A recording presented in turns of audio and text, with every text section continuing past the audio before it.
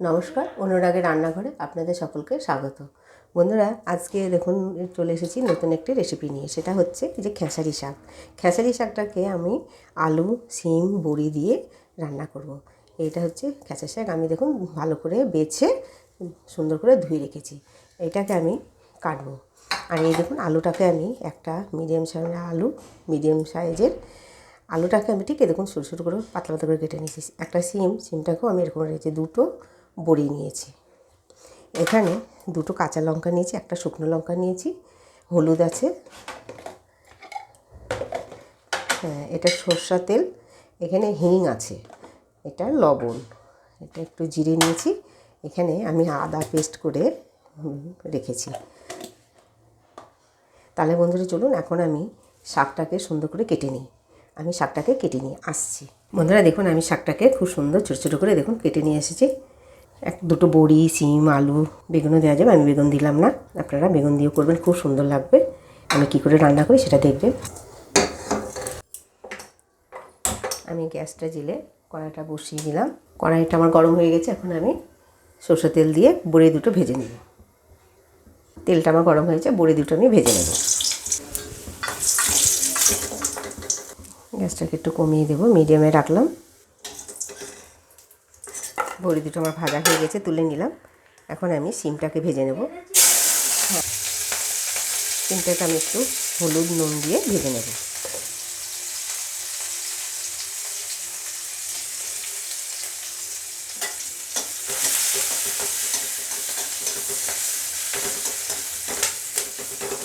একটু ভালো করে ভেজে নেব, কেননা শাক তো বেশিক্ষণ জল দেওয়া যাবে না, তাই আমি সিমটাকে এমন করেই ভাজবো যাতে সেদ্ধ হয়ে যায় ভাজতে ভাজতে।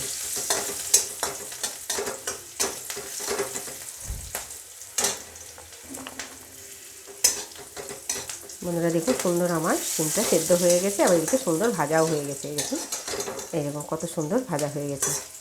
এখন আমি সিমটাকেও তুলে নিলাম।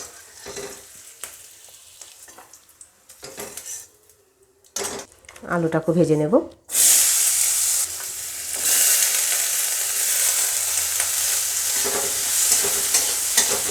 এই একই তেলে আমি আলুটাও ভেজে নেব, একটু নুন দিয়ে ভেজে নেব।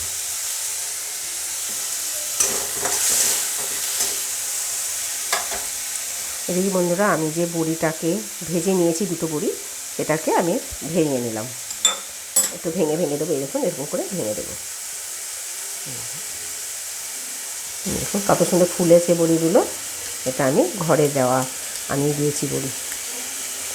নিজেরা বড়ি দিলে কী হয়, কোনো ভেজাল থাকে না।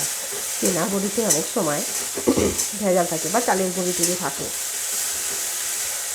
এই জন্য ঘরে বলতে নিজেরা আর কি দেওয়া, তাকে ঘরই বলে। নিজেরা দিলে বড়িগুলো সুন্দর হয়। আমি আলুগুলোকেও খুব ভালো করে ভেজে নেব। তবে এই খেসারি শাক দিয়ে দেখুন এরকম করে রান্না করে খেলে খুব ভালো লাগে। আবার এমনিও আপনারা শুধু কাঁচা লঙ্কা ফোড়ন দিয়েও আপনারা ওই খেসারি শাক খেতে খুব ভালো লাগে। আমার খেসারি শাক বন্ধুরা, খেসারি শাকটাকে আপনি খালি কাঁচা লঙ্কা কেটে দিয়ে ভেজে আপনি মুড়ি দিয়ে খেয়ে দেখবেন কত সুন্দর লাগে খেতে, হেভি লাগে খেতে। এটা মুড়িটা যদি আবার ঘরে ভাজা হয়, মানে আমরা যেমন ঘরে ভাজি মুড়ি, এবং ঘরে ভেজে মুড়ি আপনি ওই শাক ভাজা দিয়ে খেয়ে দেখবেন। তবে খেসারি শাকে কোনো সময় পেটে গন্ডগোল হয় না। ছোলা শাকটা খেলে একটু ভারী, ওটা বেশি একটু খেলেই ধরুন পেটটা ভারী ভারী হয়, কিন্তু খেসারি শাকে আপনার একদম কিচ্ছু হয় না, খুব ভালো লাগে খেতে। যেমন খেসারির ফলটা ধরুন একটু টোপা করা হলো, মুড়ি দিয়ে খেতে হেভি লাগে খেতে। তাই খেসারি শাকটাকে আপনি যেভাবে করবেন সেটাই খুব ভালো লাগবে। দেখুন সুন্দর আমার আলুটা ভাজা হয়ে গেছে। এরকম ভাজতে ভাজতে আলুটা সেদ্ধ হয়ে গেছে। আমি আলু ভাজাটাকেও তুলে নিলাম। আমি আবার একটু তেল দিয়ে দিলাম। আমি একদম খুব হালকা মশলা বা তেল দিয়ে আমি রান্নাটা করি, একদম ভারী মশলা দিই না আমি। কাঁচা লঙ্কা, একটা লঙ্কা আমি ফোড়ন দিলাম। হ্যাঁ, যারা রসুন খান রসুন দেবেন ফোড়নে, খুব ভালো লাগবে খেতে, কিন্তু আমি রসুন দিইনি। আপনারা যদি রসুন পছন্দ করেন তাহলে রসুনটা দেবেন।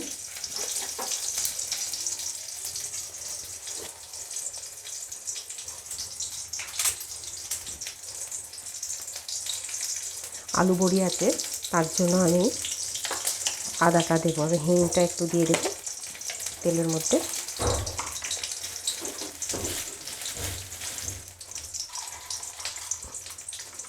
একটু জিরে ফোড়ন দিলাম। হিংটা আমি সামান্য একটু হিং দিয়ে দিলাম, গোটা হিং, তার জন্য আমি সামান্য ভেঙে দিলাম। ওর সঙ্গে আমি একটু আদা দেবো, কেননা আলু বড়ি শিম আছে। একটু হলুদ দিলাম, সামান্য একটু জিরে গুঁড়ো দিলাম। এখন আমি শিম, আলু আর বড়ি দিয়ে দেবো।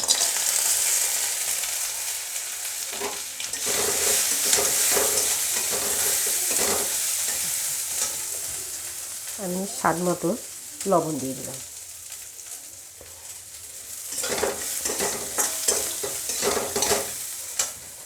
বন্ধুরা, এটাতে আমি একটু জল দিয়ে দেবো, এটা সেদ্ধ হওয়া পর্যন্ত। সেদ্ধ তো হয়ে গেছে, সামান্য একটু জল দেবো। এরকম শিম টিম সবই সেদ্ধ হয়ে গেছে, আলুটাও সেদ্ধ হয়ে গেছে, সামান্য একটু জল দিলাম।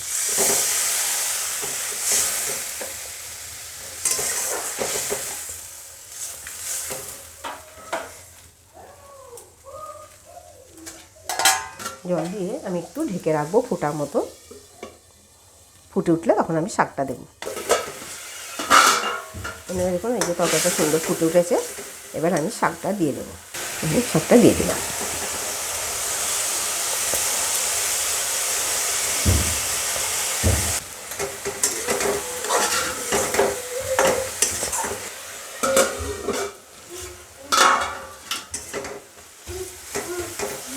বন্ধুরা, এই যে একটু ছাড়া ছাড়া দেখছেন তো, এটা ঘন করার জন্য সামান্য একটু আটা, সামান্য আটায় জল দিয়ে একটু গুলে দিয়ে দিলে সুন্দর একটা মাখা মাখা তরকারি হয়ে যাবে। এই দেখুন, সামান্য মানে এক চিমটি মতো একটু দিলাম, দিয়ে এরকম করে এরকম হয়েছে।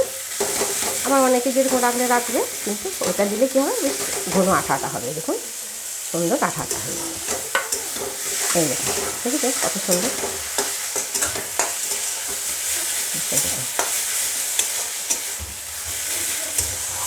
এই শাকটা দিয়েই আপনি খেলে একদম আপনার এক তরকারি ভাত খাওয়া হয়ে যাবে, খুব ভালো লাগবে খেতে। এই দেখুন কত সুন্দর হয়ে গেল।